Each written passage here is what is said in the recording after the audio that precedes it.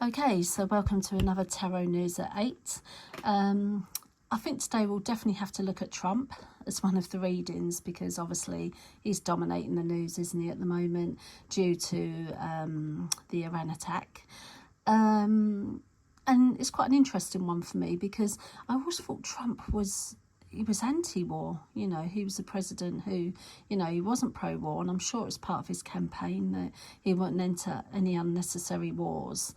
And you know, he seems to be going back on that a bit. So anyway, as usual, you know, disclaimer, this is for, you know, we're hypothesizing, we're asking the cards the questions. Don't take it literally, you know, we're just asking the cards some questions regarding this current issue. So I've shuffled them, I've asked for love and light, etc. So let's get stuck in. I've asked 8 questions while shuffling, and the first one is obviously, what made Trump become so pro-war? You know, is it his ego, or what's happening there? So we've pulled the 4 of Cups. So it's not a bad card to pull. It's the card of partnership. But it's also the card of, you know, don't hide yourself anymore. You know, come out into the open and be vulnerable. And take a risk as well. It's that as well. But it's also the card, you know, of where you're getting more and more opportunities, and yet you feel like the opportunities aren't fitting your purpose. So it could be that he's got a bit greedy here. He's getting loads and loads of opportunities, but he's still not satisfied. So, you know, he's become president again, and yet the hunger still needs to be fed. So it could be an ego thing, you know, that all of a sudden, you know, he's like, oh yeah, war's the answer. He does like to have his ego stroked. So Trump does come across as that sort of person. So it could be seeing war as, you know, it's almost like the boys' game, isn't it? It's like, yeah, let's start striking some countries, and, you know, let's see what happens, because he definitely used to be anti-war. I mean, as a businessman, he, you know, although business can be good in war, can't it? It generates wealth. So but yeah, I'd say that he's not happy with his lot at the moment. So the ego's sort of stepped in and said, yeah, let's see what we can do. Okay, so another question is, you know, did he consult and follow the correct channels before entering that strike on Iran? You know, had he actually gone through the correct procedures? No, of course he didn't. It's card of Lovers. There's no what's the word? This is a card of just emotions. You know, that there's no intellect here at all. So, you know, he's just gone ahead and thought, yeah, you know, I'm just going to go and do it. He might have had some discussions, but it's driven by feelings once again. And he didn't take a moment to analyse what any of this meant. You know, entering another conflict. He didn't look at that at all. He's totally driven by emotions for some reason. And actually, it's normally that feeling of a new relationship as well. So I'm wondering if he really does have some sort of, he gets some sort of buzz from Israel. I don't know, but yeah, it looks like he didn't follow correct channels. This is all based on emotions, really. I mean, he spoke to some people, obviously. You know, you can't just go and strike somewhere, but he didn't follow the correct channels. So another question is, you know, what is his end goal following this strike? You know, what did he really want to happen when he did this? I mean, it's just money, isn't it? It looks like it's totally and utterly driven by money. I mean, that's all I have to say about it, really. You know, it's a money-making exercise.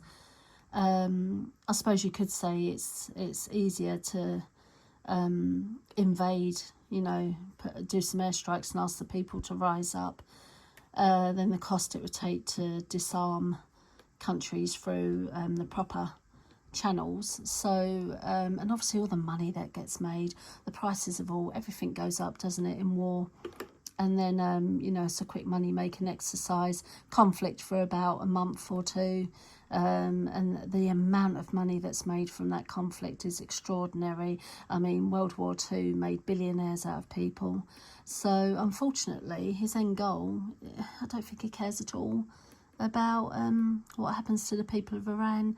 He saw it as a quick, money-making exercise.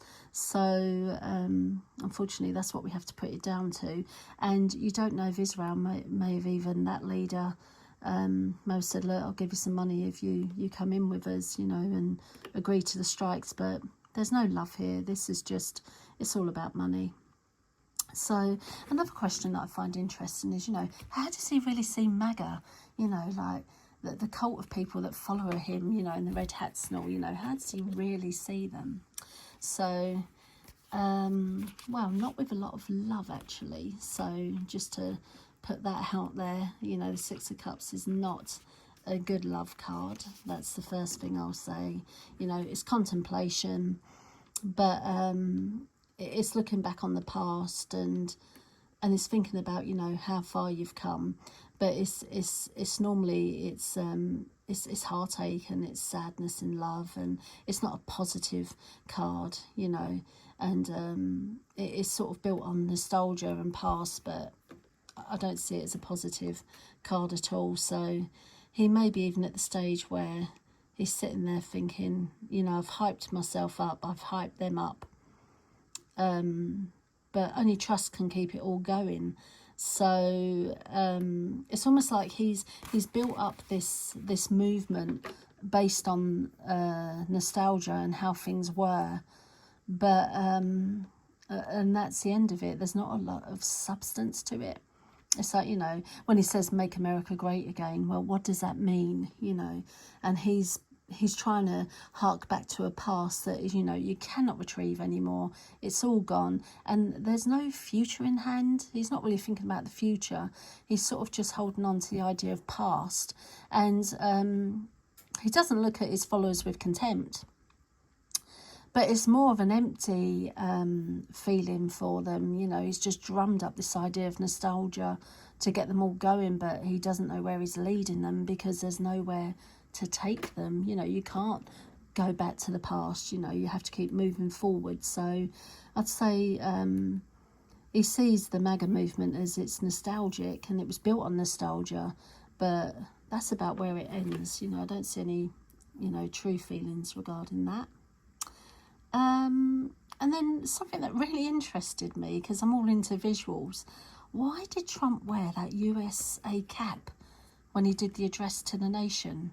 I thought it was a really, it's a weird choice, don't you think, of headwear for something so important.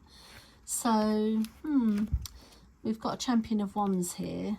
It's like the master of creativity, isn't it? And it's creating the image of, USA. You can see it almost, you can say it when you see the cap, you're thinking USA immediately.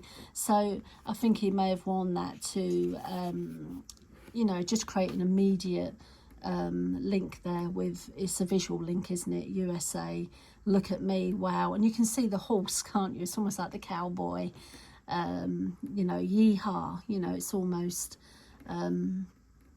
that sort of, he's saying, yeah, we're the cowboys, and they're the baddies. It's almost like that, isn't it? So I'd say that he's worn it to strum up passion, and it's like a diversion tactic, isn't it? If he'd have gone out there without the cap on and, just stood there with, his billowy hair, I don't think it would have hit in the same way. But he's standing there with a USA cap on. It's very visual, and then it's a call to arms, isn't it? And like it sort of immediately links with the common man. Oh, I wear a baseball cap. It's really that easy. That's what they do. It's really that easy. So I think he's worn that as a distraction.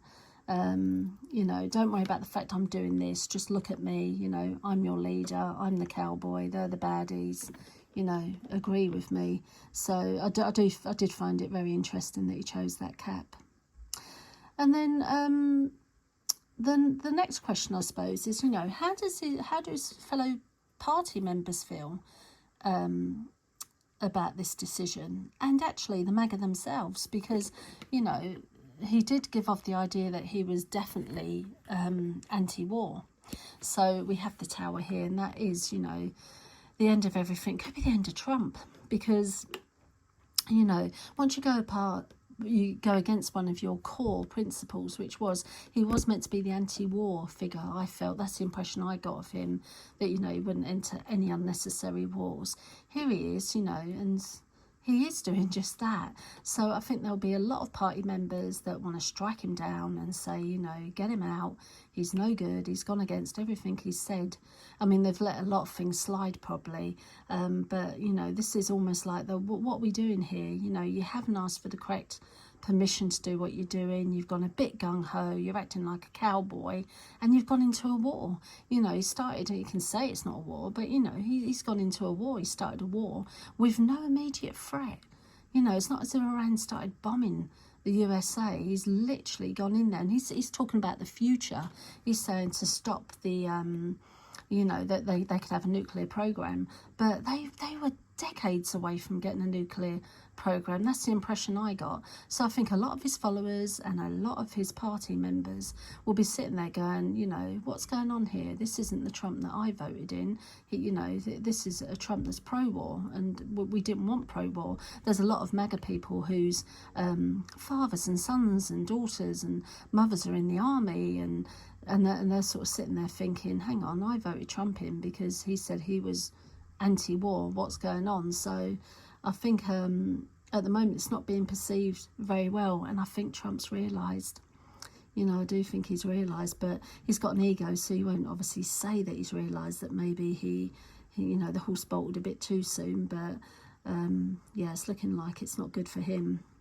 So and then the other thing that really interests me, because obviously I'm from the UK, is what does he really think about us, you know, and our reaction to this as well, to the war itself. Oh dear. I don't think he thinks much of us. I think we can all agree on that, looking at that card. It's weird actually, because, you know, the devil's like quite a threatening card, isn't it? And we're always reminded of how small we are and how big the USA is. But this card is, you know, is the innermost critic as well. So it's the part of ourselves we're shamed, with guilt, and, you know, and we almost hold ourselves hostage to all of our trauma. So I'm just wondering, you know, it does tend to be a reflection of yourself as well. So I'm wondering if he can see himself in the UK. He often, he mentions his Scottish heritage, doesn't he? A lot. But it's weird because it's a card of protection as well, and discipline. So part of me thinks he looks to us sort of in a sentimental way due to the connection.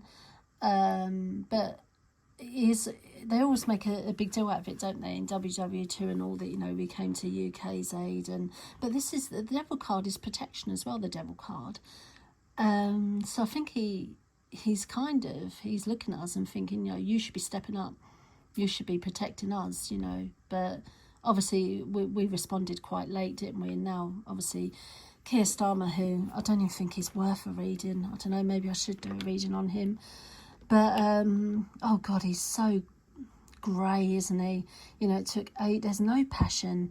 He's coming late to it. He sits on the fence. I mean, his arse must be hurting from sitting on the fence so much. I think he's one of the most lukewarm PMs we've ever had, and that is saying something. But anyway, let's not let him hijack this reading. I'd say that it's a weird card for Trump, for this one, that we're the devil, because the vibe of it is protection and self-control and all, and I feel like he's looking to us and saying, oh, you should be stepping up, and, you know, what about our special friendship?